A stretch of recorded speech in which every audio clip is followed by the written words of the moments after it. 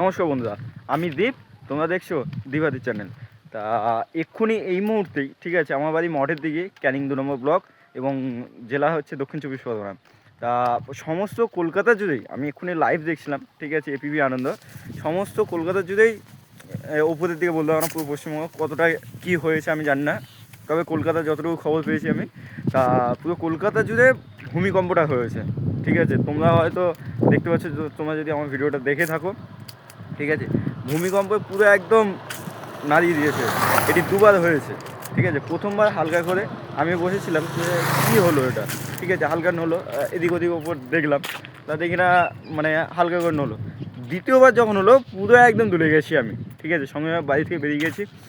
আর এরকম সমস্ত জায়গায় বেরিয়ে যাবে, ঠিক আছে, বা শক্ত কোনো জিনিস ধরে দাঁড়িয়ে থাকবে, ঠিক আছে। আর একটা কথা বলি, যেটা বিশেষ কথা, যার জন্য আমি ভিডিওটা বানাচ্ছি, ঠিক আছে, এটি কে করলো? প্রকৃতি করলো, ঠিক আছে। তাই বলছি, প্রকৃতির সাথে কেউ কোনো দিন ছেড়খাড় করতে যেও না। আমিও যতটা পারছি চেষ্টা করছি, কোনো দিন মানে প্রকৃতির বিক্ষোভে যেও না, ঠিক আছে। কারণ এই যে জল দূষণ, বায়ু দূষণ, শব্দ দূষণ, মাটি দূষণ, এই সমস্ত কিছুই তো প্রকৃতি। তাহলে সেই প্রকৃতির ওপরে যদি অত্যাচার অনাচার করা হয়, গাছ কেটে ফেলা হয়, তাহলে সেই প্রকৃতি কি রেহাই দেবে আমাদের? এই নিয়ে আমি মানে ক্লাস 12-এ পড়ি। ক্লাস 12-এ কবিতা আছে এবং আরও আছে, ঠিক আছে, যে গ্রিন হাউস এফেক্ট, ঠিক আছে।